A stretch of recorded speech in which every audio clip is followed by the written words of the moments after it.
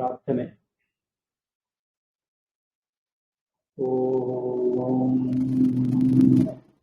ஐந்து கரத்தனை ஆனை முகத்தனை இங்கும் இளம்பிறை போதும் எத்தனை நன்றி மகந்தனை ஞான கொடுந்தினை வைப்படி ஒற்றுகின்றேனே.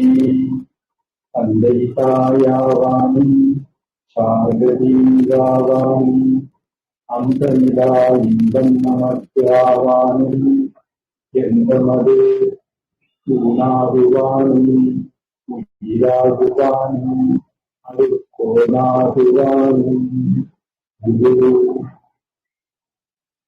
உலகலாம் உணர்ந்தோதற்கரியவன் நிலவுலாவிய நிர்மலீவேணியன் அழகில் ஜோதியன் மண்டலத்தாடுவான் மலர்ச்சிலம்படி வாழ்த்தி வணங்குவான்.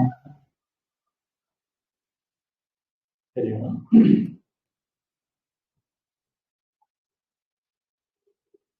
We have covered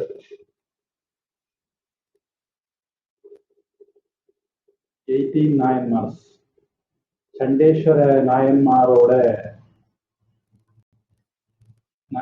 சேர்த்து 18 பேர் பார்த்திருக்கோம். 19 பார்க்கணும். அது பார்க்கறதுக்கு முன்னாடி சில பேக்ரவுண்ட் ஹிஸ்டரி பார்த்துட்டு திருநாவுக்கரசு நாயனார் அப்பர் அவருடைய வாழ்க்கை வரலாறு பார்க்கணும். கொஞ்சம் விரிவான வரலாறு. நாம இதுவரைக்கும் பார்க்கறது எல்லாமே history, cock and bull stories கிடையாது. சில காரணங்களால சில விஷயங்கள் கொஞ்சம் நமக்கு அப்படி தோணலாம். ஆனா எல்லாமே ஹிஸ்டரி தான். அந்த ஹிஸ்டாரிக்கல் பேக்ரவுண்ட் பார்த்துட்டு திருநாவுக்கரசர் வாழ்க்கைக்குள்ள போனா கொஞ்சம் பெட்டரா இருக்கும் அப்படின்னு எனக்கு பட்டது. அந்த ஹிஸ்டரி பேக்ரவுண்ட் போறதுக்கு முன்னாடி தமிழ்நாட்டுல சில பேர் அவங்கதான் நிறைய சீர்திருத்தத்தை எல்லாம் கொண்டு வந்திருக்காங்க, ரெனேசன்ஸ் அல்லது ரெவல்யூஷன் எல்லாம் கொண்டு வந்திருக்காங்க அப்படின்னு சொல்றாங்க.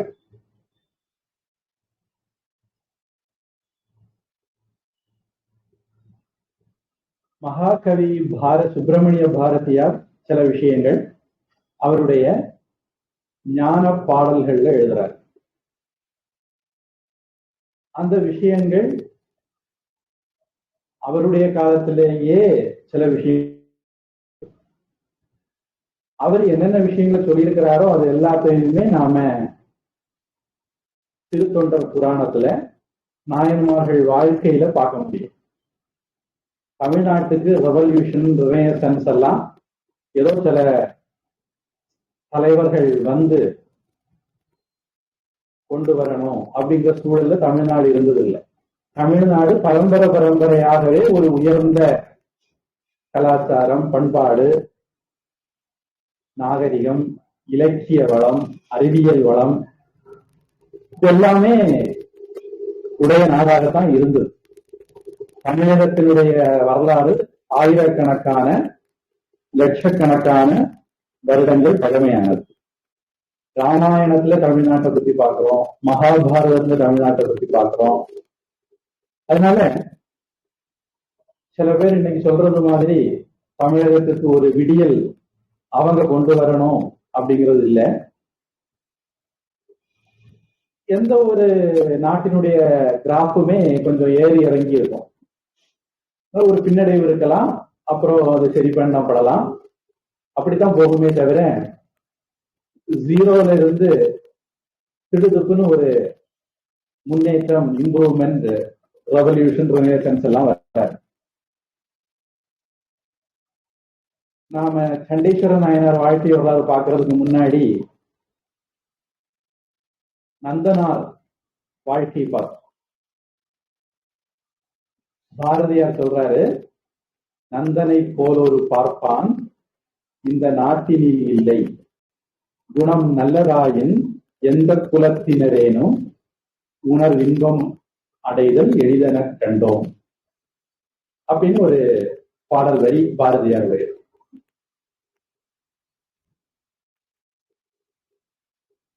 ஜன்மனா ஜாயதே சூத்ரஹ சம்ஸ்காரா துஜஹ வேத அத்தியனாத் விப்ரஹ பிரம்ம ஜானேன பிராமணக அப்படின்னு நமக்கு சாஸ்திரங்கள் சொல்லியிருக்கு. அதாவது பிறக்கிறது வச்சுக்கிட்டு ஒருவனுடைய வர்ணம் முடிவு பண்ணப்படுறது இல்லை. வர்ணம் வேற ஜாதி வேற, இதனால ஞாபகம் வச்சுக்கணும். ஜாதிகள் ஆயிரக்கணக்கில் இருக்கு, வர்ணம் நாலுதான். இந்த வர்ணம் வேதத்துல இருக்கு, புருஷ சுத்த மாதிரி புத்தக இடங்கள்ல, ராமாயண மகாபாரதத்துல இருக்கு, தொல்காப்பியத்துல இருக்கு, தமிழ்நாட்டுல திருக்குறள்ல இருக்கு. அதனால சில அறவேக்காடுகள் ஆஃப் பேக்டு ரிசர்ச்சர்ஸ் சொல்றது மாதிரி இது தமிழ்நாட்டுக்கு திணிக்கப்பட்டது, புகுத்தப்பட்டது இல்லை. பொதுவா குணத்தின் அடிப்படையில தான் ஒருவன் தகுதி நிர்ணயிக்கப்படுது அப்படிங்கிறது பகவத்கீதையிலே நம்ம பார்க்கிறோம். சாத்துர்வர்ணியம் மயா சிருஷ்டம் குண கர்ம விபாகசக. குணத்தின் அடிப்படையில் அமைந்த கர்மத்தின் அடிப்படையில தான் வர்ணம் முடிவு பண்ணப்படுது. இங்க நந்தனார் ஒரு உயர்ந்த குணத்தோட இருந்தார் அப்படிங்கிறத நம்ம பார்த்தோம். அதனால பாரதியார் சொல்றார் அவரு ஒரு பார்ப்பான் அப்படின்னு சொல்றார். பாரதியாருடைய இந்த ஞான பாடல்கள் தொகுப்புல அச்சமில்லை அச்சமில்லை அச்சமில்லை அச்சம் என்பதில்லையே, உச்சி மீது வானிடிந்து வீழுகின்ற போதிலும் அச்சமில்லை அச்சமில்லை அச்சம் என்பதில்லையே அப்படிங்கிற வரி இந்த தொகுப்புலதான் வருது. ஜெயதேவிகை கொட்டடா அப்படிங்கிறது இந்த தொகுப்புல வர்றதுதான். இதுல வரக்கூடிய ஒரு பாடல் ஹிந்து தர்மத்தினுடைய, சனாதன தர்மத்தினுடைய ஈக்குவல் இம்பார்ட்டன்ஸ் டு ஆல், சர்வ தர்ம சமபாவம், சர்வாத்ம பாவம், அதை பிரதிபலிக்கிறது மாதிரி இருக்கு. நான் அண்மையில கும்பமேளா போயிட்டு வரேன் அப்படிங்கிறது உங்களுக்கு தெரியும். அதுக்காக வேண்டிதான் நாம ஒரு சின்ன இடைவெளி எடுத்துக்கிட்டோம். சுமார் 10 நாள் அங்க தங்கி இருந்தேன். மறுபடி கும்பமேளா போகிறது மாதிரி ஒரு திட்டம் இருந்தது. பயணச்சீட்டு கிடைக்காததுனால, டிக்கெட் கிடைக்காததுனால போக முடியல. இப்ப இந்த கும்பமேளா அப்படிங்கிறது ஒரு பானை சோற்றுக்கு ஒரு சோறு பதம். அங்க வழக்கமா இந்தியா முழுவதும் இருந்து வருவாங்க. பல்வேறு ரிலிஜியன்ஸ் வருவாங்க, பல்வேறு கேஸ்ட் வருவாங்க, பல்வேறு லாங்குவேஜ் வருவாங்க, பல்வேறு ஸ்டேட் வருவாங்க. இன்னைக்கு உலகம் முழுக்க இருந்தே வராங்க. அது இன்னொரு டிஃபரண்ட் பிக்சர் உருவாயிருக்கு. ஏன்னா ஆசிரமங்கள், ஹிந்து சமயம் உலகம் முழுக்க போயிட்டுது. அதனால உலகம் முழுக்க ஹிந்து டிவோட்டிஸ் இருக்காங்க. அதனால உலகம் முழுக்க இருந்து வராங்க. இந்த கும்பமேளால ஜாதி அடிப்படையில வேறுபாடுகளோ, மத அடிப்படையில வேறுபாடுகளோ, இன அடிப்படையில வேறுபாடுகளோ, மொழி அடிப்படையில வேறுபாடுகளோ, சமய அடிப்படையில வேறுபாடுகள், சைவம், வைஷ்ணவம், புத்த மதத்துக்காரங்க கூட அங்க இருக்காங்க. எல்லா மதத்துக்காரங்களும் ஒண்ணுக்குள்ள மன்னா அப்படின்னு தமிழ்ல சொல்லுவாங்க. இந்த யுனைடெட் மேனர் எல்லாரும் அங்க ஸ்நானம் பண்ணிட்டு போனாங்க. இந்த கும்பமேளா இன்னைக்கு உருவாக்குனது இல்லை, காலகாலமா நடந்துட்டு இருக்கக்கூடியது. அது இந்து மதத்தினுடைய சர்வாத்ம பாவம், ஏகம் சத் விப்ரா பகுதா வதந்தி, ஆத்மா ஒண்ணு, அந்த ஆத்மா எல்லா இடத்துலயும் இருக்குது, பகவான் ஒண்ணு, அந்த பகவான் தான் எல்லாமா இருக்கார். இந்த விஷயங்களை எல்லாம் இந்து மதத்தினுடைய பேசிக் பிரின்சிபல் அப்படின்னு நம்ம பார்க்கிறோம். அதைத்தான் பாரதியார் இந்த ஞான பாடல்கள் எழுதுறார். காக்கை குருவி எங்கள் ஜாதி, நீள் கடலும் மலையும் எங்கள் கூட்டம் அப்படின்னு சொல்றார். ஹிந்து மதம் ஒவ்வொருத்தருக்கும் ஒரு தன்னம்பிக்கையை விதைக்கிறது. விவேகானந்த சாமி சொல்லுவார், நீயும் ஒரு விவேகானந்தன் ஆக முடியும் என்னளவு தன்னம்பிக்கை இருந்தால் அப்படின்பார். விவேகானந்த சாமி எல்லாருக்கும் ஆத்ம தத்துவத்தை சொல்லணும்னு நினைச்சார். நாம ஒவ்வொருத்தரும் each soul is potentially divine அப்படிங்கறத பிரச்சாரம் பண்ணணும்னு நினைச்சார்.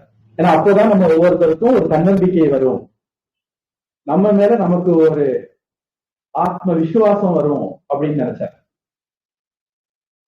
பாரதியாருடைய ஞான பாடல்கள் அந்த வரியை நாம பார்க்கிறோம். மனதில் உறுதி வேண்டும், வாக்கினிலே இனிமை வேண்டும் அப்படின்னு வரிகள், அதுவும் இந்த ஞான பாடல்கள்ல வர்றதுதான்.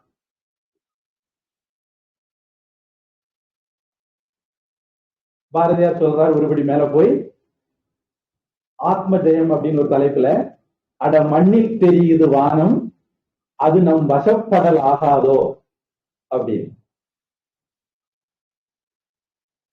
காலனுக்கு உரைத்தல்னு ஒரு தலைப்புல ஒரு பாடல் எழுதுறார். அதுல, காலா உனை நான் சிறு புல்லென மதிக்கிறேன், எந்த காலருகே வாடா சற்றே உனை மிதிக்கிறேன், மூலாவென்று கதறிய யானையை காக்கவே நின்றன் முதலைக்கு நேர்ந்ததை மறந்தாயோ கெட்ட மூடனே, ஆளாலம் உண்டவனடி சரணன்ற மார்க்கண்டன் தனது ஆவி கவர போய் நீ பட்ட பாட்டினை அறிகுவேன். பாரதியார் சொல்றார், நான் ஆத்ம விசுவாசம் உள்ளவன், நான் அகம் பிரம்மாஸ்மி அப்படிங்கிற ஞானம் உள்ளவன், அதனால எனக்கு ஒன்ன கண்டு பயம் இல்லை. ஆதி மூலமேன்னு ஒரு யானை கதறிச்சது, உடனே விஷ்ணு அவருடைய சக்கரத்தை விட்டு அந்த முதலை கிட்ட இருந்து யானையை காப்பாத்தினார். மார்க்கண்டேயன் சிவலிங்கத்தை கட்டி பிடிச்சுக்கிட்டு சிவனை வழிபாடு பண்ணார். உன்னை சிவபெருமான் உன்னை காலால உதைச்சாரு. இந்த வரலாறு தான் எனக்கு தெரியும், அதனால நான் உனக்காக வேண்டி பயப்பட போறது இல்ல, மரணத்தை பார்த்து எனக்கு பயம் இல்லை. ஏன்னா மரணம்ங்கிறது இந்த சரீரத்துக்கு ஆத்மாவுக்கு இல்லை அப்படிங்கிற அர்த்தத்துல பாரதியார் பாடுற.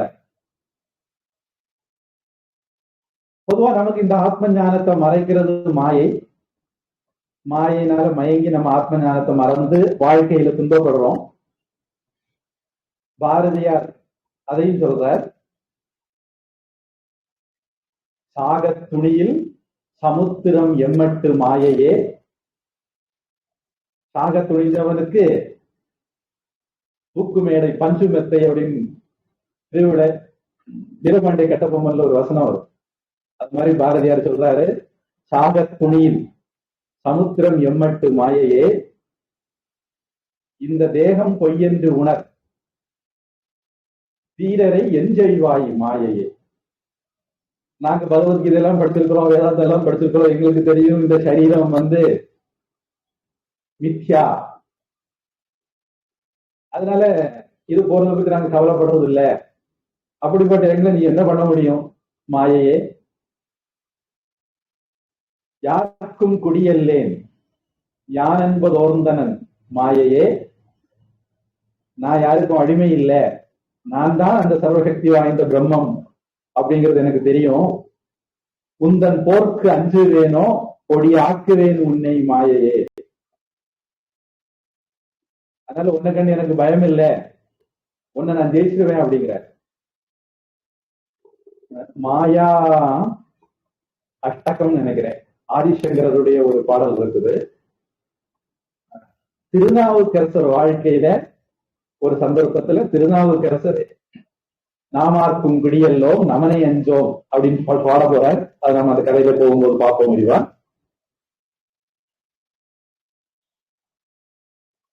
சங்கு அப்படிங்கிற தலைப்புல பாரதியார் சொல்றார், செத்த பிறகு சிவலோகம் வைகுந்தம் சேர்ந்திடலாம் என்றே எண்ணி இருப்பார் பித்த மனிதர். அவர் சொல்லும் சாத்திரம் பேயுரையாம் என்று இங்கே ஊதேடா சங்கம். உலகத்துல செமிட்டிக் மதங்கள் எல்லாம் என்ன சொல்லுதுன்னா, நாம செத்த பிறகு சொர்க்கம் போலாம் அப்படின்னு சொல்லுது. ஜீவன்னு முக்தி, இங்கேயே இந்த உலகத்திலேயே நாம நிம்மதியா சந்தோஷமா ஆனந்தமாக வாழ முடியும் அப்படிங்கறதான் வேதாந்தம்.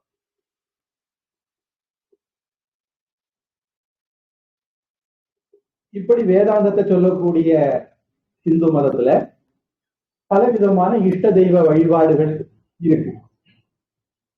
சில பேரு அதை சரியா உணர்ந்துக்காம உள்ளது ஒன்றுதான், ஞானிகள் அதை பலவிதமாக கூறுகிறார்கள். ஏகம் சத் விப்ரா பகுதா வதந்தி அப்படிங்கிறத புரிஞ்சுக்காம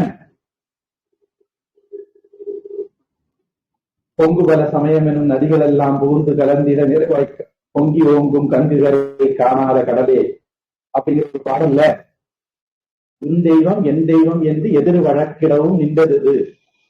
ஒவ்வொருத்தரும் என் தெய்வம் தான் பெருசு, என் தெய்வம் தான் பெருசு, என்னுடைய இஷ்ட தெய்வம் தான் பெருசுன்னு சொல்லும்படியாக நின்ன தெய்வம் எது அப்படின்னு கேட்கிறார் வள்ளலார்.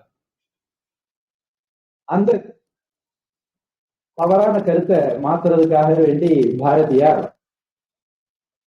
1000 தெய்வங்கள் உண்டென்று தேடி அலையும் அறிவிலிகாள் பல்ல 1000 வேதம் அறிவொன்றே தெய்வம் உண்டாமெனல் கேள்கிறோ பிரஜானம் பிரம்ம அப்படின்னு ரிக்வேதத்தினுடைய மகா வாக்கியம். நம்மளுடைய அறிவு தெளிவா இருந்ததுன்னா அந்த தெளிவான அறிவு தான் கடவுள்.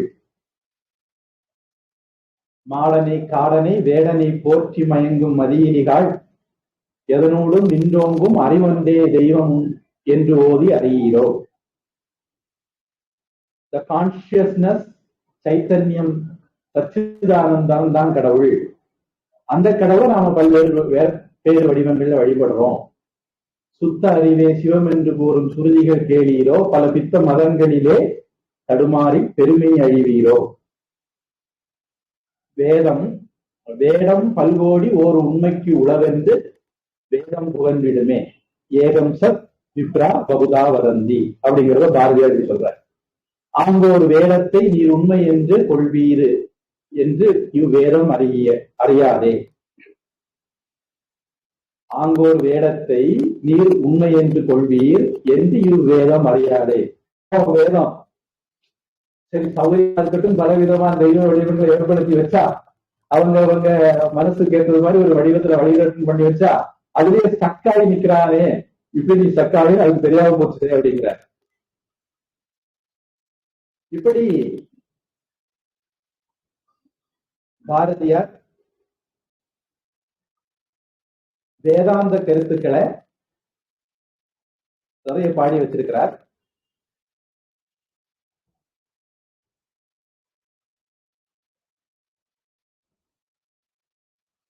இந்து மதத்தினுடைய சாரத்தை பிழிஞ்சு பாடுனது மாதிரி பாடி வச்சிருக்கிறார்.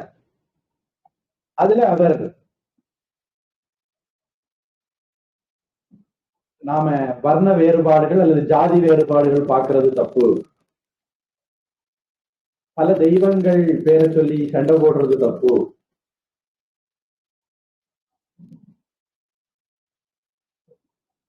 நாலு வர்ணம்னா என்ன அப்படிங்கிறத பாரதியார் இப்படி சொல்ற. வேதம் அறிந்தவன் பார்ப்பான், பல வித்தை தெரிந்தவன் பார்ப்பான், நீதி நிலை தவறாமல் தண்ட நியமங்கள் செய்பவன் நாய்க்க சத்திரியன், பண்டங்கள் விற்பவன் செட்டி வைசியன், பிறர் பட்டினி தீர்ப்பவன் செட்டி, தொண்டரென்றோடு வகுப்பு இங்கில்லை, தொழில் சோம்பலை போல் இழிவில்லை. ஒருவேளை இப்படி சொன்னா நமக்கு புரியாதோ அப்படின்னு சொல்லி அதுக்கு ஒரு உதாரணம் கூட சொல்ற. அது மாதிரி பெண்களை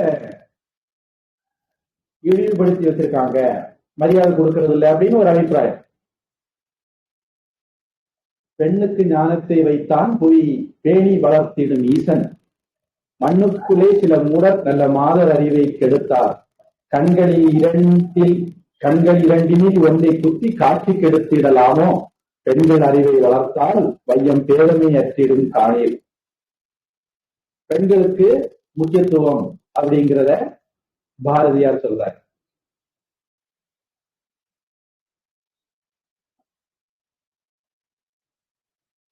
அதனால நமக்குள்ள இருக்கக்கூடிய வேறுபாடுகளை நாம எப்படி புரிஞ்சுக்கணுங்கிறதுக்கு ஒரு உதாரணம் சொல்றார். வெள்ளை நிறத்தொரு பூனை எங்கள் வீட்டில் வளருது கண்டீர், பிள்ளைகள் பெற்றத பூனை அவை பேருக்கு ஒரு நிறமாகும். சாம்பல் நிறம் ஒரு குட்டி, கருஞ்சாந்து நிறம் ஒரு குட்டி, பாம்பு நிறம் ஒரு குட்டி, வெள்ளை பாலின் நிறம் ஒரு குட்டி. எந்த நிறம் இருந்தாலும் அவை யாவும் ஒரே தரம் அன்றோ? இந்த நிறம் சிறிதென்றும் மிகுது ஏற்றம் என்றும் சொல்லலாமோ? இந்த மாதிரி பாரதியார் பல விஷயங்கள் சொல்லியிருக்கார். அதனால இந்து மதத்துக்கு ஞானம், அறிவு, பெண்களை மதிக்கிறது, சீர்திருத்தம் இதெல்லாம் நம்முடைய பரம்பரையாக வந்துட்டு இருக்கிற ஒரு விஷயம். சில பேர் இன்னைக்கு கிளைம் பண்றது மாதிரி 100 வருஷம் முன்னாடி வந்தது, 50 வருஷம் முன்னாடி வந்தது, விடியல் ஆட்சி வந்த பிறகு வந்தது அப்படிங்கிறதெல்லாம் உண்மை இல்லை. இதுக்கு ஒரு வரலாற்று பூர்வமான எவிடன்ஸ் திருத்தொண்டர் தொகை, நாயன்மார்கள் வாழ்க்கை வரலாறு. அதுல நாம திருநாவுக்கரசு சுவாமிகள் வரலாறு பார்க்கணும். இது எவ்வளவு ஹிஸ்டாரிக்கல் அப்படின்னு காட்டுறதுக்காக வேண்டி கொஞ்சம் நான் ஹிஸ்டரி பின்னாடி போறேன்.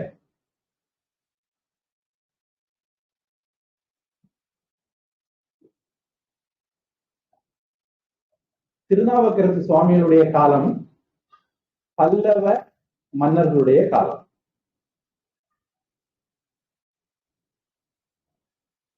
பல்லவ மன்னர்கள் அப்படிங்கிறது தொண்டை மண்டலம், சென்னை, காஞ்சிபுரம், இந்த மாதிரி மாமல்லபுரம், கடலூர், இந்த மாதிரி பகுதி தொண்டை மண்டலம் சொல்லு.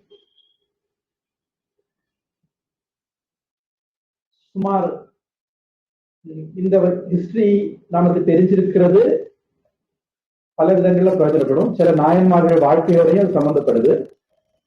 தமிழகத்தினுடைய பேக்ரவுண்ட் தெரிகிறதுக்கும் இது தேவைப்படும். கிபி 250, அதாவது சி காமனரா 250, இன்னையிலிருந்து 1200 வருஷம் முன்னாடி. அப்போ இந்த பல்லவர் ஆட்சி காலம் தொடங்குது. சுமார் 900 வரையிலும், இன்னையிலிருந்து 1100 வருஷம் முன்னாடி வரையிலும் பல்லவர் ஆட்சி காலம் இருந்தது. அதுக்கப்புறம் ராஜராஜ சோழன் வரார். ராஜராஜ சோழன் வந்த பிறகு பல்லவர் ஆட்சி காலம் முடியுது. அவர்கள் வெளியுடைய பட்டயங்கள், செப்பேடுகள், கல்வெட்டுகள் இதெல்லாம் நமக்கு எவிடன்ஸா இருக்கு.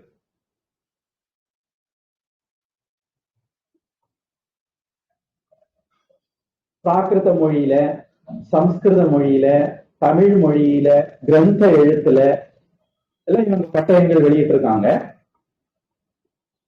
இந்த பல்லவர்கள் ஆட்சி காலத்துல நம்ம 3 பிரிவா பிரிக்கலாம். முற்கால பல்லவர்கள், இடைக்கால பல்லவர்கள், பிற்கால பல்லவர்கள் அப்படி. சாதவாகன பேரரசு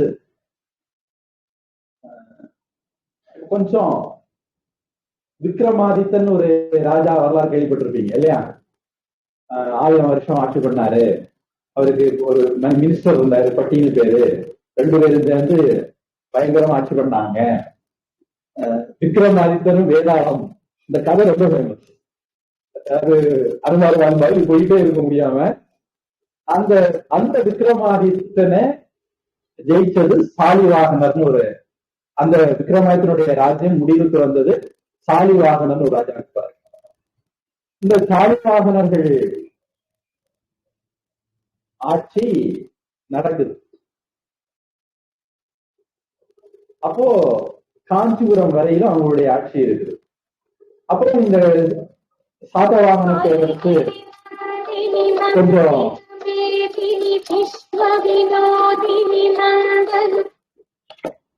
தன்னுடைய வலிமை இழக்குது. எழுந்த உடனே அந்த பகுதியில் அவங்களுக்கு கீழே ஆட்சியில் இருந்த பல்லவர்கள் டெவலப் ஆகுறாங்க. இதுல பல பல்லவர்கள் இருந்திருக்காங்க. அவங்க காஞ்சிபுரத்தை மையமா வச்சு ஆந்திரா, கர்நாடகத்துல சில பகுதிகள் இப்படி ஆட்சி பண்ணியிருக்காங்க. இந்த பின்னணி ஏன் முக்கியம் அப்படின்னா, இன்னைக்கு இருக்கக்கூடிய தமிழ்நாடுடைய ஃபேப்ரிக் நேச்சர் இதனால ஏற்பட்டது. இப்ப இன்னைக்கு தமிழ்நாட்டுல ஆட்சி பண்றது தெலுங்கு நாட்டை, ஆந்திராவை சேர்ந்த ஓங்கோல இருந்து வந்த ஒரு குடும்பம். இதுக்கு வித்து அந்த பல்லவ ஆட்சி காலத்திலேயே நடந்துட்டு சுமார் 1200 வருஷத்துக்கு முன்னாடி, 1200 1800 வருஷத்துக்கு முன்னாடி.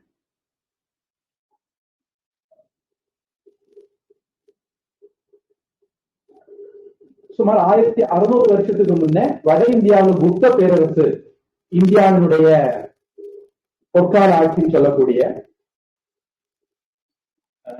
கோல்டன் ரூல் அப்படி சொல்லக்கூடிய ஆட்சி, அவங்க ஆட்சியில ஆரியபட்டர், வராகமிகிரர், சரகர், சுஷ்ருதர், இந்த மாதிரி எல்லா சயின்ஸ் ஃபீல்ட்லயும் இந்தியா ரொம்ப உன்னதத்துல இருந்தது இந்த குப்தர்கள் ஆட்சி காலத்துல. அந்த குப்தர்கள் ஆட்சி காலத்துல அவங்க தென்னிந்தியாவுக்கு வந்தாங்க, பல்லவ ராஜாவை தோக்கடிச்சாங்க அப்படிங்கிற குறிப்பு இருக்கு. எவ்வளவு ஹிஸ்டாரிக்கல் இந்தியன் லிட்டரேச்சர் அப்படிங்கிறதுக்காக அந்த விவரம் சொல்றேன். கொஞ்சம் நம்முடைய மெயின் ஸ்ட்ரீமுக்கு சம்பந்தம் இல்லாம இருந்தாலும் அது ஹிஸ்டாரிக்கல் சொல்றது தேவைப்படுங்கனால சொல்றேன்.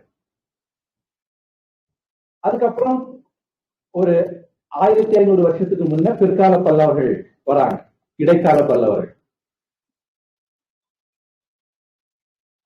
இந்த காலத்துல தமிழ்நாடு களப்பிரர்கள் ஒரு ராஜாக்களுடைய ஆட்சியில் இருக்கு.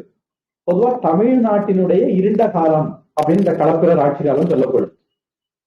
இந்த காஞ்சியில பல்லவர்கள் இருந்த பகுதி தவிர மற்ற தமிழ்நாட்டு பகுதிகள் எல்லாம் இந்த களப்பிரர்கள் கீழே வந்துட்டு தமிழ் தன்னுடைய பெருமையிலிருந்து கீழே போகுது. தமிழ்நாடு அந்நிய ஆட்சியின் கீழே வருது.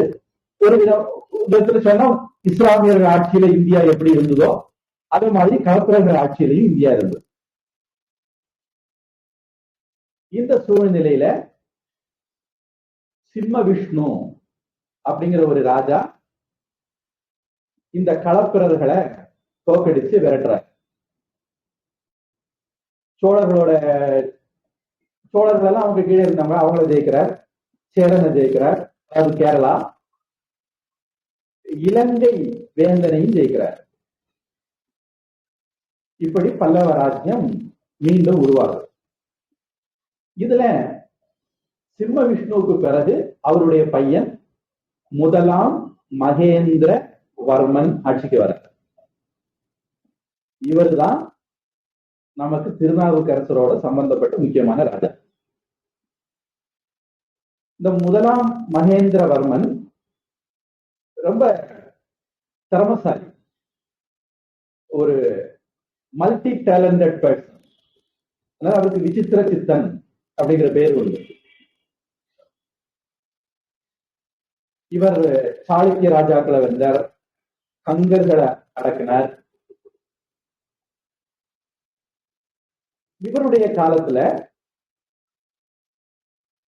இவர் முதல்ல சமண மதத்துல இருந்தார். மன்னிக்கணும், ஆமா,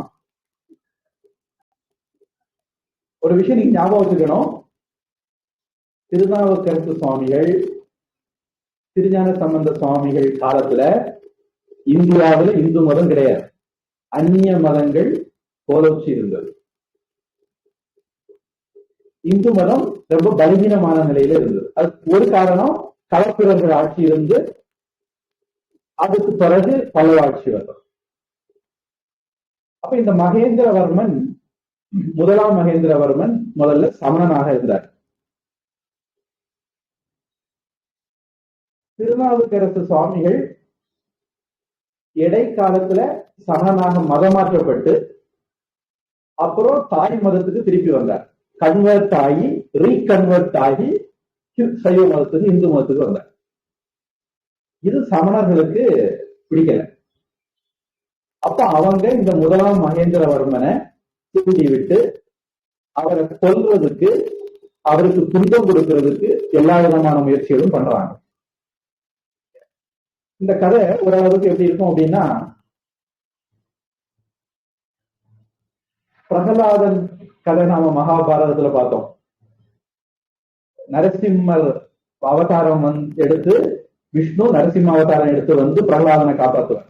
அதுக்கு முன்னாடி பிரகலாதனுக்கு அவனுடைய அப்பா ஹிரண்யகசிபு பலவிதமான துன்பங்கள் கொடுப்பார், பல விதத்துல கொல்ல முயற்சி பண்ணுவார். அவரை இந்து மதத்தை பின்பற்றாம விஷ்ணுவை கும்பிடாம ஆக்குறதுக்கு முயற்சி பண்ணுவார். அதுலெல்லாம் கடவுள் அருளால அவர் ஜெயிச்சு வருவார். இதே மாதிரி ஒரு சிமிலாரிட்டிய நீங்க திருநாவுக்கரசர் வாழ்க்கையிலையும் பார்க்கலாம். நம்ம அதெல்லாம் பிறகு விவரமா பார்க்க போறோம். பிறகு தன்னுடைய கொலை முயற்சி ஒன்றும் பலிக்காததுனால ராஜா முதலாம் மகேந்திரவர்மன் மனம் திருந்தி அவரும் சைவ மதத்துக்கு வந்துடுறார். முதலாம் மகேந்திரவர்மனை சைவ மதத்துக்கு மாற்றினது திருநாவுக்கரசு சுவாமிகள். அதனால இந்த பல்லவ ராஜ்யத்தினுடைய வரலாறோட சைவ சமய குறவரான திருநாவுக்கரசர் வாழ்க்கையும் சம்பந்தப்படும். இந்த மகேந்திரவர்மனுக்கு பிறகு நரசிம்மவர்மன் வரார். இவரு அந்த சமயத்துல சாளுக்கிய மன்னர்கள் அப்படின்னு ஒரு குரூப், மகாராஷ்டிரா ஏரியான்னு வச்சுக்கலாம், மகாராஷ்டிரா கர்நாடகா ஏரியா, அங்க இருந்து வந்து தமிழ்நாட்டுக்குள்ள படையெடுத்து சுதந்திரம் கொடுப்பாங்க. இந்த முதலாம் நரசிம்மவர்மன் அந்த ராஜாவை படையெடுத்து போய் அவருடைய கோட்டத்தை ஒடுக்கினார். அவனுடைய தலைநகரத்துக்கு பேரு வாதாபி. ரொம்ப ஒரு பிரபலமான கர்நாடக சங்கீத பாடல் வாதாபி கணபதி. அந்த பாடல் இந்த வாதாபி வச்சு வந்ததுதான். இந்த முதலாம் நரசிம்மவர்ம பல்லவனுக்கு வாதாபியை ஜெயிக்கிறதுக்கு உதவி பண்ணது யாரு அப்படின்னா பரஞ்சோதி அப்படிங்கிற ஒரு தளபதி. தமிழ்நாட்டுல இப்ப நிறைய தனிக்கு வந்து நிறைய தளபதி வந்துட்டாங்க. அந்த மாதிரி கோமாளி தளபதி இல்ல இவரு. இவருக்கு ரொம்ப பலம் வாய்ந்த தளபதி. பின்னாடி இவர் தான் சிறு தொண்ட நாயனார் அப்படிங்கிற பேரால நாம பார்க்க போறோம். நான் நினைக்கிறேன் அந்த கதையெல்லாம் நான் கொஞ்சம் ஒதுக்கி வச்சிருக்கிறேன்னு நினைக்கிறேன். ஏன்னா திடுப்புன்னு அந்த கதையை சொன்னா உங்களுக்கு ஷாக் ஆயிடும். அதனால உங்களுக்கு பக்குவப்படுத்திக்கிட்டு அந்த கதையை சொல்ல நான் அதை ஒதுக்கி வச்சிருக்கிறேன். இந்த சிறு தொண்ட நாயனார் நான் சொல்லாம ஒதுக்கி வச்சிருக்கிற ஒரு கதை. இந்த சிறு தொண்ட நாயனார் முதலாம் நரசிம்மவர்ம பல்லவ ராஜாவுக்கு படை தளபதி, என்ன சொல்ற ஜெனரல். அந்த ஜெனரல் தான் போய் வாதாபிய தீக்கிரையாக்குனது, சாளுக்கியரை தோற்கடிச்சதெல்லாம். அப்போ சிறுத்தொண்ட நாயனாரும் ஒரு ஹிஸ்டாரிக்கல் பிகர்.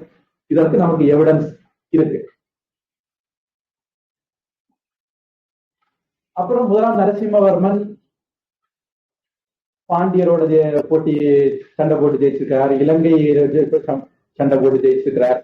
இவருடைய காலத்துல சீனால இருந்து யுவான் சுவாங் இந்தியாவுக்கு வந்தார். சீனா பயணி யுவான் சுவாங் காமன் நேரா 640, இன்னையில இருந்து 1500 வருஷத்துக்கு முன்ன, 1400 வருஷத்துக்கு முன்ன அவர் வந்து காஞ்சிபுரத்தை பத்தி, பல்லவ ராஜ்யத்தை பத்தி நோட்ஸ் எழுதியிருக்கிறார். இந்த நரசிம்மவர்மன் காலத்துலதான் நாமக்கல்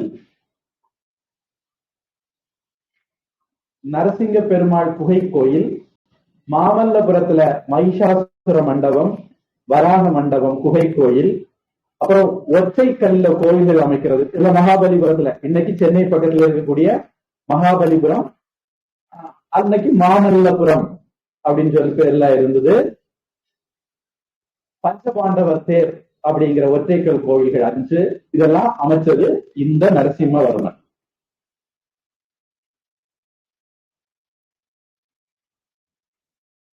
அந்த சமயத்துல இங்க இது ஒரு மகாபலிபுரம் ஒரு ஹார்பராகவும் இருந்தது.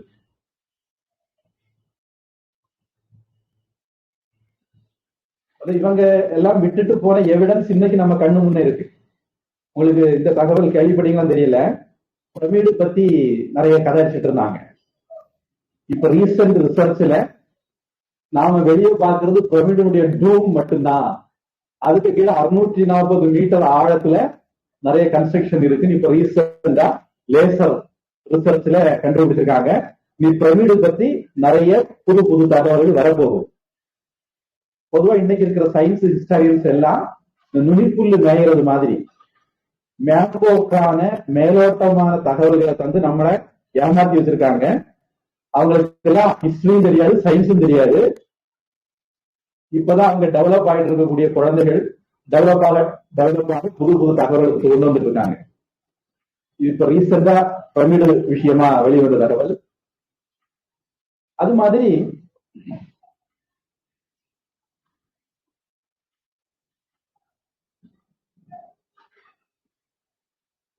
இதற்கு பிறகு முதலாம் பரமேஸ்வரவர்மன் அப்படின்னு ஒரு ராஜா வந்தார்.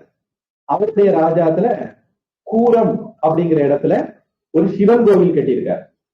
கூரத்தாழ்வான் அப்படின்னு ஒரு ஆள் உண்டு. அவர் இந்த கூரம் அப்படிங்கிற இடத்துல பிறந்தவர். ராமானுஜர் வாழ்க்கையில இவர் ரொம்ப முக்கியமானவர். வைஷ்ணவ வரலாற்று ஹிஸ்டரியில அவர் ரொம்ப முக்கியமானவர். அவர் பிறந்த ஊர் கூரம். அங்க சிவன் கோவில் இந்த ராஜா கட்டினார்.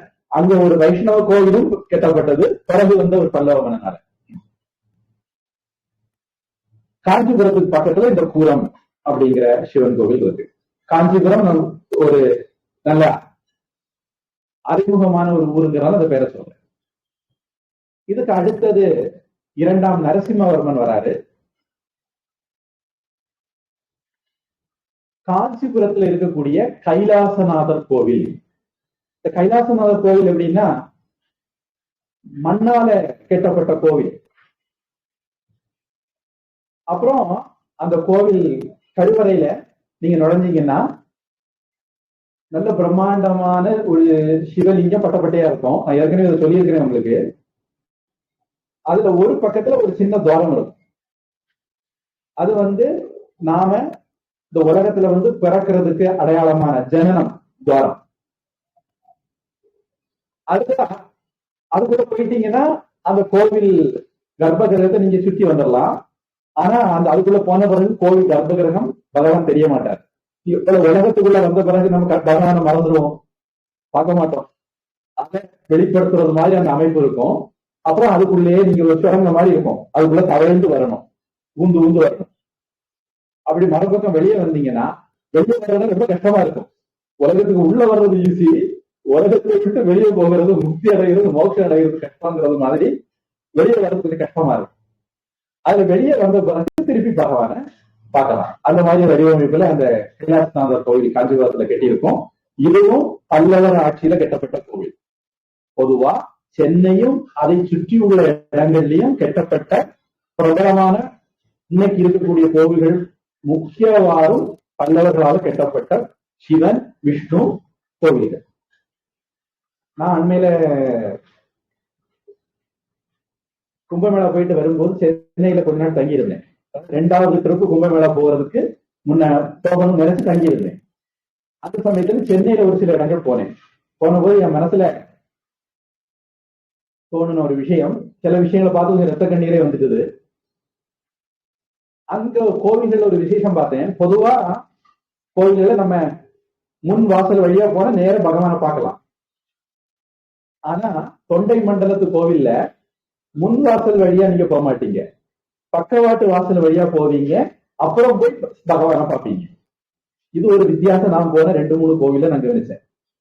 அங்க ஒரு நரசிம்மர் கோவிலுக்கு போனேன். சுந்தரர் மூர்த்தி நாயனார் பாவம் பெற்ற ஒரு ஸ்தலத்துக்கு போனேன். திருஞான சம்பந்தர் பாவம் பெற்ற ஒரு ஸ்தலத்துக்கு போனேன். இந்த மாதிரி கோவில்கள்ல எல்லாமே இதை பார்க்கிறேன். அப்புறம் ஒரு கோவில்ல அந்த கோவில புதுப்பிக்கிற பேர் வழி ரெனோவேஷன் பண்றேன் வேற வழின்னு சொல்லிக்கிட்டு அடிச்சு உடச்சிட்டு இருந்தாங்க, எவிடன்ஸ் எல்லாம் அழிச்சிட்டு இருந்தாங்க. அது ஒரு விஷயம் தமிழ்நாட்டில் போயிட்டு இருக்கு. நிறைய எவிடன்ஸ கல்வெட்டுகளை எல்லாம் அழிச்சிட்டு இருக்காங்க. எனக்கு என்ன தோணுச்சுதுன்னா, பாடல் பெற்ற ஸ்தலங்களுக்கு சிவ பக்தர்கள் வாழ்க்கையில ஒரு தடவையாவது போயிட்டு வந்துடணும் அப்படின்னு ஒரு விரதம் எடுத்து நாம தீர்த்த யாத்திரை போக ஆரம்பித்தால் ஒருவேளை இந்த ஸ்தலங்கள் எல்லாம் மீண்டும் தொடங்கும் அப்படின்னு நினைக்கிறேன். இதுக்கு அடுத்தது மீண்டும் நம்ம பல்லவ பேரரசு வரலாறுக்கு வருவோம். 2ஆம் பரமேஸ்வரவர்மன் ஒரு ராஜா வர.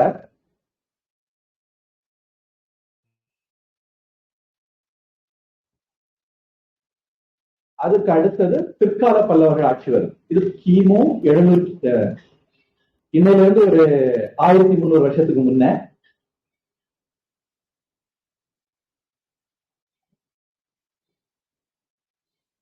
இந்த சமயத்துல பல்லவர்கள் என்ன பண்றாங்க, 2 குரூப்பா பிரிகிறாங்க. ஒரு குரூப் பாண்டிய ராஜாவோட தொடர்பு வச்சு தன்னுடைய ஆட்சியை தக்க வைக்க முயற்சி பண்ணுது. இன்னொரு குரூப் சோழர்களோட தொடர்பு வச்சு தன்னுடைய ஆட்சியை தக்க வைக்க முயற்சி பண்ணுது. இந்த முயற்சியில சோழர்கள் கை ஓங்குற காலம் அது. இந்த இடத்துலதான் ராஜராஜ சோழனுடைய அண்ணன் ஆதித்ய சோழன் வர. அவரோட தொடர்பு வச்ச பல்லவர்கள் ஜெயிக்கிறாங்க, பாண்டிய மன்னனை தோற்கடிக்கிறாங்க, சொல்ல போன கொல்லவே செய்யறாங்க. அதனால பாண்டியனோட தொடர்பு வச்ச பல்லவர்கள் தோத்து போறாங்க. இதை தொடர்ந்து ஆதித்ய சோழன் பல்லவர்களையும் தோற்கடிச்சு சோழ சாம்ராஜ்யத்தை நிலைநாட்டுற. இதற்கு பிறகு ராஜராஜ சோழன் வராரு. ராஜராஜ சோழன் வந்துதான் பன்னிரு திருமுறைகளை, முக்கியமா தேவாரங்க பாடல்களை மீட்டெடுக்கிறாரு, அதை கோவில்கள்ல ஓத வைக்கிறாரு. இந்த மாதிரி விஷயங்கள் எல்லாம் பாரு. மாமல்லபுரத்துல இருக்கக்கூடிய தேர்கோவிலுடைய கோபுரத்தை ஒட்டித்தான் கைலாசநாதர் கோவில் கோபுரம் அமைக்கப்பட்டது. அதை விட பெருசா, அதையும் விட பெருசா அத மாடல் அமைக்கப்பட்டதுதான் பிரகதீஸ்வரர் கோயில், தஞ்சாவூர் ராஜராஜ சோழன் கட்டின கோயில் அப்படின்னு ஒரு அபிப்பிராயம் இருக்கு. இப்படி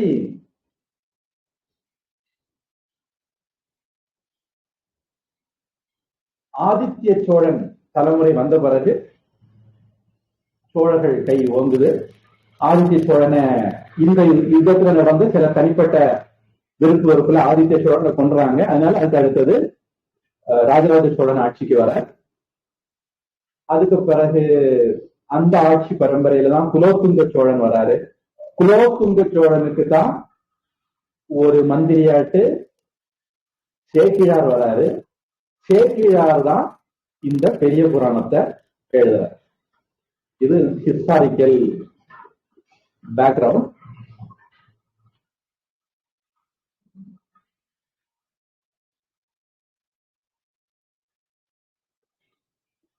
இதுல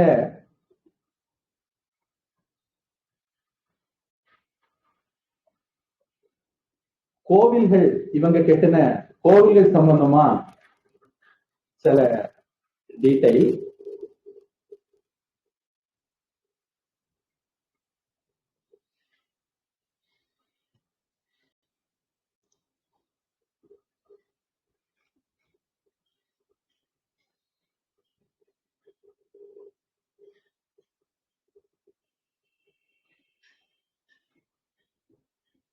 அதாவது பல்லவர்கள் ஆட்சியில இவங்க ஆந்திராவிலையும் சில பகுதிகளை வென்று ஆட்சி பண்ணாங்கன்னு சொன்னேன். அப்படி இவங்க ஆட்சி பண்ணதுல ஆந்திராவில் உருவாக்கப்பட்டதான் அமராவதி அப்படிங்கிற இடம். அந்த அமராவதி தான் இன்னைக்கு ஆந்திராவுக்கு தலைநகர் ஆக போகுது. ஹைதராபாத் வந்து தெலுங்கானாவுக்கு கொடுக்கணும். ஒன்று சேர்ந்த ஆந்திராவுக்கு ஹைதராபாத் தலைநகராக இருந்தது. இப்ப அது 2ஆ பிரிச்சுட்டு தெலுங்கானா ஆந்திரான்னு.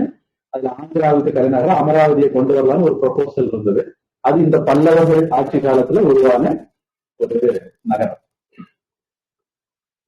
இனி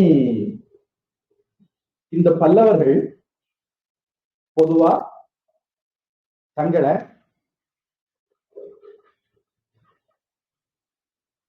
பரத்வாஜ கோத்திரத்துல வந்தவங்க அப்படின்னு சொல்றாங்க. பொதுவா பரத்வாஜ கோத்திரம் அப்படிங்கிற அது பிராமணர்களாக இருக்க வாய்ப்பு உண்டு. அப்படி பொதுவா பிராமணர்கள் தங்களை பரத்வாஜ கோத்திரம் சொல்லுவாங்க. இது அவர்கள் எழுதின கல்வெட்டுகளில் இருந்து நமக்கு கிடைக்கிற தகவல்கள்.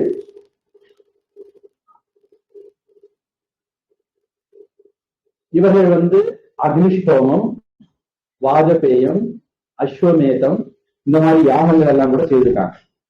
இதெல்லாம் வேத காலத்துல இருந்தது, அப்பதான் செய்வாங்க அப்படின்னு இல்ல.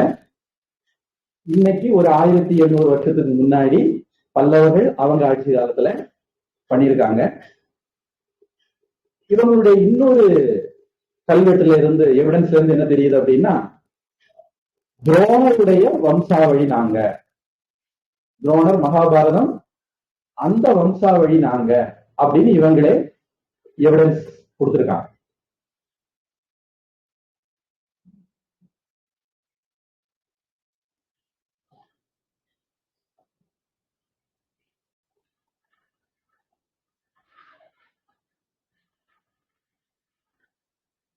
அதாவது 3வது சிம்மவர்மன் அவர் வெளியிட்ட பள்ளங்கோயில் செப்பேட்ல, காப்பர் பிளேட்ல துரோணருடைய தந்தை பரத்வாஜம் இவர் பல்லவர் மரபு அதுல இருந்தா வந்தது அப்படிங்கிற அந்த தகவல் வருது. அதனால பல்லவர்கள் பரத்வாஜ கோத்திரத்தை சார்ந்தவர்கள் அப்படின்னு 2-3 எவிடன்ஸ் நமக்கு கூடி கிடைக்குது.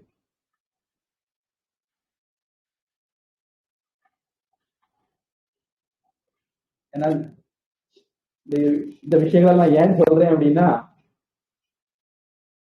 நம்முடைய வரலாற்றை மறைக்கிறதுக்கும் நம்மளை கன்ஃபியூஸ் பண்றதுக்கும் ஒரு கூட்டம் தெரியுது.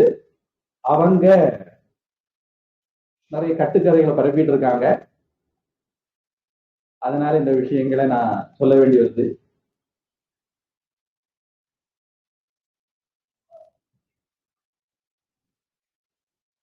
பொதுவா நான் சொன்னேன், காஞ்சிபுரம் மட்டும் பல்லவர்களால கலப்புற ஆட்சிக்கு வராம காப்பாற்றப்பட்டது.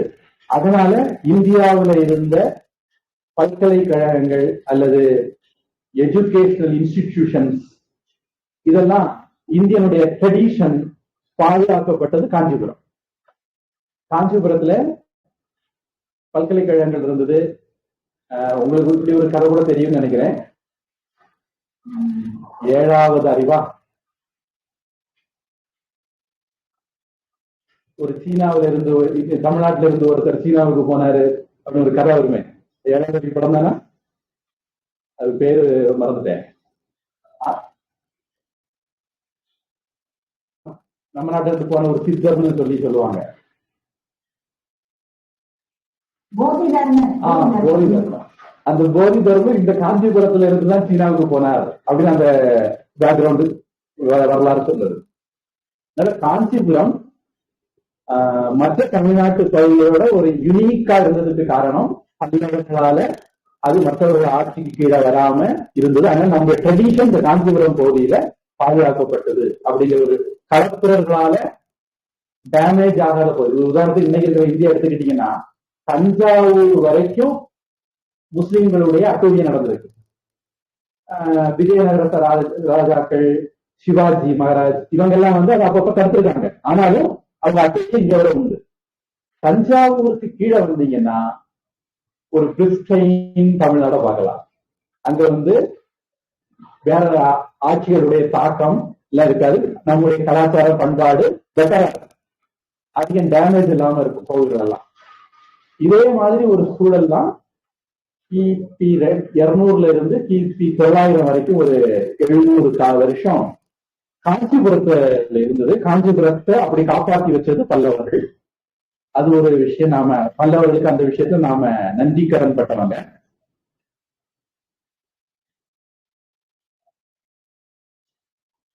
மகாபலிபுரத்துல உள்ள ஆதிவராகர் கோவில், குகை கோவில பல்லவர்கள் தான் கட்டினாங்க. ஆந்திராவில வாகாடகர் கட்டின அஜந்தா குகை கோயில், விஷ்ணுகுண்டர் அப்படிங்கிற ஒரு கிருஷ்ணை ஆற்றங்கரையில கட்டின பல குகை கோயில், இதெல்லாம் பார்த்துட்டு அதை மாதிரி தமிழ்நாட்டுக்கு கொண்டு வரணும்னு சொல்லி இவங்க கொண்டு வந்தாங்க. இவர்களுடைய சபையில பாரதி அப்படிங்கிற ஒரு புலவர் இருந்தார். காளிதாசன் எல்லாம் நம்ம கேள்விப்படுறோம். இத மாதிரி ஒரு பிரபலமான புலவர் சம்ஸ்கிருதத்துல பாரதி, அவர் இவங்க சபையில இருந்திருக்கிறார். அவருடைய பையன் தண்டி, அவரும் இவங்க சபையில இருந்திருக்கிறார். இவங்கெல்லாம் ஹிஸ்டரியில வரக்கூடிய முக்கியமான பிகரா இருக்கும். அதனால நான் அவங்க பேரை சொல்றேன். அப்புறம் மகேந்திரவர்மன், அதாவது திருநாவுக்கரசு சுவாமிகளால தாய்மதம் திருப்பப்பட்ட ராஜா. இவரு தமிழகத்துல பல மலை கோயில்களை கட்டினார். மாமண்டூர், மகேந்திரவாடி, சிங்கவரம், நாமக்கல், இந்த இடங்களில் உள்ள பெருமாள் கோவில் எல்லாம் இந்த ராஜா தான் கெட்டார். அவர் மாறினது சைவ மதம், கெட்டுனது பெருமாள் கோவில். இதுல என்ன தெரியுது? சிவனும் அரியும் ஒண்ணு, அறியாத வாயில மண்ணும் தான் நம்முடைய பெரியவர்கள் வாழ்ந்திருக்காங்க அப்படின்னு நமக்கு தெரியுது. அதே மாதிரி சீயமங்கலம், பல்லாவரம், பல்லாவரம்ங்கிறது சென்னையில் இருக்கிற ஒரு இடம், வல்லம், தலவானூர், திருக்கழுக்குன்றம், இது வந்து சென்னை பக்கத்துல இருக்கிற ஒரு ஊரு, திருச்சி, இந்த இடங்கள் எல்லாம் சிவன் கோவில் கட்டினார். மண்டபப்பட்டுல ஒரு மும்மூர்த்தி கோவில், சித்தன்ன வாசல்ல சமணர் கோவில், சமண மதத்துல இந்த ஊர் கட்டி இருந்திருப்பார். இதெல்லாம் அவர் கட்டினார்.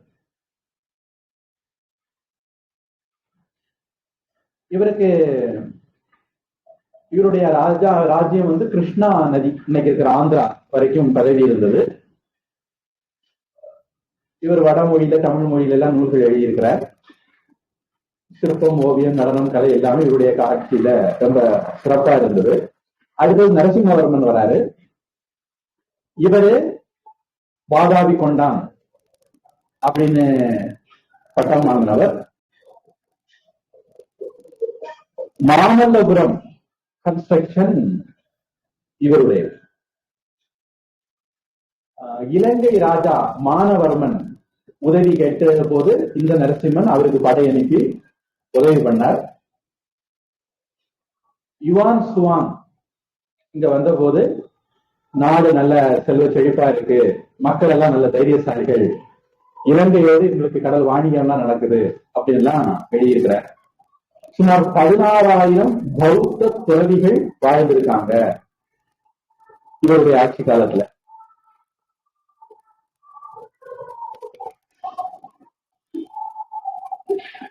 நாமக்கல் மலையடியில உள்ள நரசிங்க பெருமாள் கோவில், புதுக்கோட்டையில உள்ள குருமியாமலை குகை கோவில்,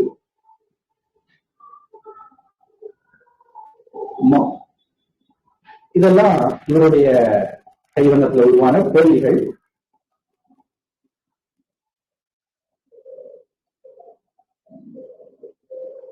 பஞ்சபாண்டவர் தேர் அப்படிங்கிற கோயில்கள் மாமல்லபுரத்துல ரொம்ப ஃபேமஸ், அது இவருடையது. அப்புறம் கிருஷ்ணன் கோவர்த்தன மலையை தாங்கி நிற்கக்கூடிய காட்சி, கங்கை பிரவாகம் எடுத்து வரக்கூடிய காட்சி, இந்த மாதிரி கோயில்கள் எல்லாம் கூட நரசிம்மன் மாமல்லபுரத்துல வச்சுக்கிறார். அப்புறம் இவருக்கு பிறகு ராமசிம்மன் ஆட்சிக்கு வர, இவருடைய ஆட்சியில தான் பாரதியினுடைய பையன் தண்டி அரசவை புலவர்ல இருந்தார். பேர் இல்ல, தொழு பேர். அதுக்கப்புறம்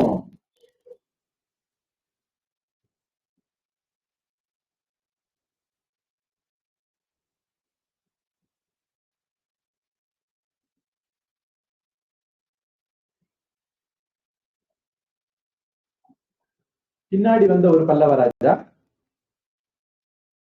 அவருடைய பேரு 2ஆம் நந்திவர்மன். இந்த ராஜா கொஞ்சம் முக்கியமான ராஜா, ஏன்னா இவருடைய பையன் ரொம்ப முக்கியம் ராஜா. இவரு பஞ்சபாண்டவர் மலையில சமணருக்கு ஒரு குகை அமைச்சு கொடுத்தார். வால்மீகி மாதிரி கவிதை எழுதுவதில் திறமசாலின்னு பேரு வாங்கினவர். இவருடைய ஆட்சி காலத்துல தமிழ்நாடு வடவேங்கடம் முதல் புதுக்கோட்டை வரை இந்த ஆட்சி இருந்தது. இவருடைய பையன் தான் 3ஆம் நந்திவர்மன். நான் இதுவரைக்கும் அவரை பத்தி குறிப்பா சொல்லல. இவரு ஒரு ரொம்ப திறமசாலியான ராஜாவா இருந்தார். எழுத்தவங்களை எல்லாம் ஜெயிச்ச ஒரு ராஜா. பாண்டியர்களை தோக்கடிச்சார்.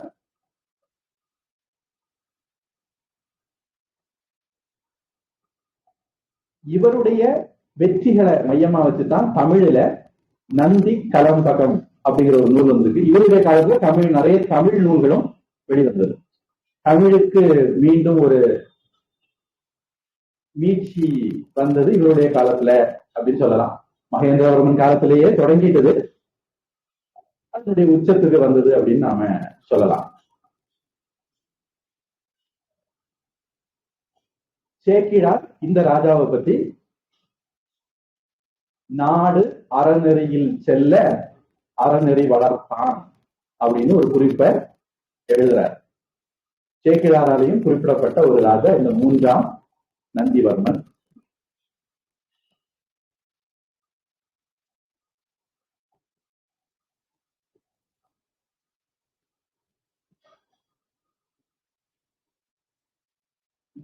சின்ன குறிப்புகள். இப்போ நாம சரி,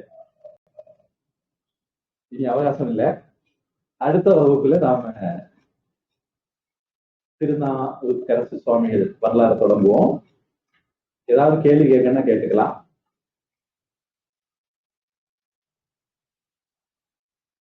சுவாமி கொஞ்சம் இங்கிலீஷ்ல கொஞ்சம் சொல்றீங்களா? 2 பேர் உட்காந்துருக்கா, அப்புறம் வரவே மாட்டாங்க. அப்புறம் அதான் தமிழ முடிச்சிட்டீங்களா? இங்கிலீஷ்ல சொல்லிருக்கீங்க.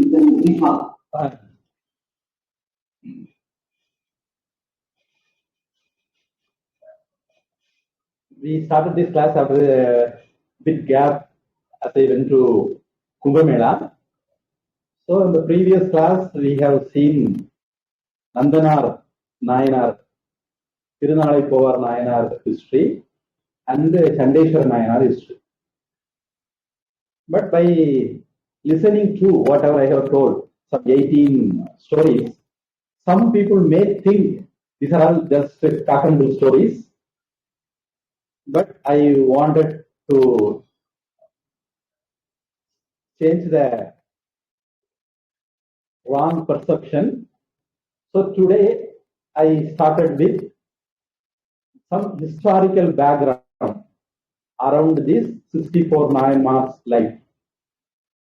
This historical background is more connected with Tirunavukarasu Swami, Thiruñana Sambandha Swami, then the reserved history, Siruttonda Nayanar story, and so on.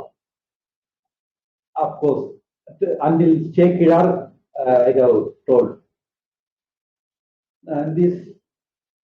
Some of the Nayanmar story happens, not all. Some of the Nayanmar story happens between 200 to 900 years. That is some 1800 years back to 1100 years back. So in the Pallava kingdom, which were very prominent in this time, Kanchipuram, which is nearby Madras, Chennai, is the capital. Most of the time, there were times when they didn't have Kanchipuram as their capital due to fights. Still, most of the time, Kanchipuram was their capital. So, around Kanchipuram, lot of things happened. Particularly when Tamil Nadu was under Kalapura rule. Kalapura was rulers like Muslims. They destroyed our culture, history, religion, everything, language, including language. So at that time, Kanchipuram was the savior. of Tamil culture, Tamil literature. It is believed in this time Tamil literature was translated into Sanskrit. So in that way also Tamil literature was preserved. And from this Kanchipuram, later when they gained power, they brought under Chola kingdom, Pandya kingdom, Chera kingdom under their control. Among them, in the medieval period of Pallava kingdom was first Magendravarma. In his time, Tirunavukarasu Swami was in Jaina religion. This king also was Jaina. The kingdom Tamil Nadu was under Jaina influence. So, though born in Hinduism, Tirunavukarasu Swami converted to Jaina. Then later things happen, we will see in the next class. So he reconverted back to Hinduism. So this was intolerable to Jaina people. So they went to the king Magendravarma and they persuaded him to kill Tirunavukarasu Swami. So he made many attempts like Hiranyakasipu made for Prahlada, but all his attempts he failed. So he got converted to Hinduism back by Tirunavukarasu Swami. So one point which I didn't mention in Tamil, the novel, historical novel, Sivakamiyin Sabaram is weaved around this Tirunavukarasu Swami time, around Magendravarma Raja. So then these people, after Magendravarman converted to Hinduism, his son, he was a great warrior, and after that, after some generation, there was a third Nandivarma, until Aditya Chola comes in picture, that is around 900. The Pallava kingdom was in vogue, and they constructed many Saiva temple, Vaishnava temple, so many temples, whatever you see around Chennai, all are construction of this Pallava kingdom rajas. And later, Chekada Swami also mentions the third Nandivarma as a king, very symbol Archi, very Raja with righteous king rule. Chekada Swami praised him like that. So after this, Aditya Chola came into picture, who is elder brother of Rajaraja Chola. The Pallava kingdom decline started. Then Rajaraja Chola came. He brought out Devara literature and he made them should be chanted in temples. Then after some generation, Kulothunga Chola came. So his ministry is Chekada Swami, who is the author of our present Myanmar Stories history book. So that's how our tradition was kept intact by Pallava kingdom, then handed over to Chola kingdom.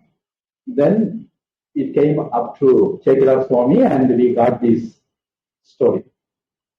So this is the thing I told in Tamil in nutshell. And all of these things, whatever I told in Tamil, have historical evidence in the form of inscriptions, copper plates, and so on. So well documented things. So Myanmar story, sometimes due to the presentation of the poets, it may look like a magical story because nowadays spiritualism is very less nama japa, puja, meditation, and so on. Spiritual practices are less. So we ourselves don't know much about spiritual powers. Though there are people who are with spiritual power and still proving that still we always with a pessimistic look, we may look into Nayanmar's story. So to avoid that, I have given this historical background to our history, Nayanmar stories. So we will continue to see Tirunavakar Swamigal history from the next class. Any doubt?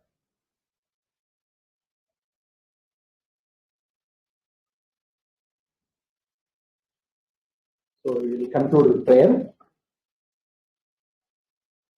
Om Vamuchivayadu Teiha Malivadan Suraka Mannan Ponmuraya Suchaiha Uriviladu Uirvalga Nanmarayangal Voga Nachavam Vedimalha Nemikul Shaivaniki Vilangira Ulanamila Vandana Vanavaranam Vegatangunal Vendan Vonguga Aadiyadalla Adanam Suda Vayakamam Ilatire Adivo Intasat Sarvam Dharma Namastu Shri Krishna Namastu. My problem is, I was a Puritan in my teenage. I was little bit offended with the Dravidian movement. There were Dravidian literature in my house, so I was influenced by that for some time. So I was having Tamil Puritanism till I joined the ashram. Even after that, it was continuing.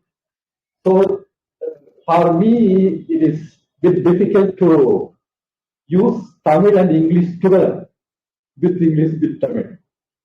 Using English is very easy, using Tamil also easy, but mixing it together is difficult for me. Anyhow, if there is any difficulty, you may please inform me. We will ward that out. Swamiji, in that case, then if you want, you do in English. Once you have a beautiful Tamil, this thing you can say it can be done. Okay? Sure. Otherwise, you have to start taking. You're going to give 2 weeks. No, you also have to take care of yourself. So what you can do, you just speak in English. And anything beautiful, because certain things are in Tamil can be said, cannot be said in English. Yeah. Tamil சொன்னா அப்படி புசிச்சு நாங்க கேட்கணும் இல்லையா? அதை எல்லாமே தமிழ்ல சொல்லுவோம். So we will see in the next class. Whatever difficulty. Thank you, Swami. Thank you, Ma. Any difficulty anybody feels, please feel free to express. Shubharatri. Shubharatri. Okay. Shubharatri is on. Shubharatri. Next week.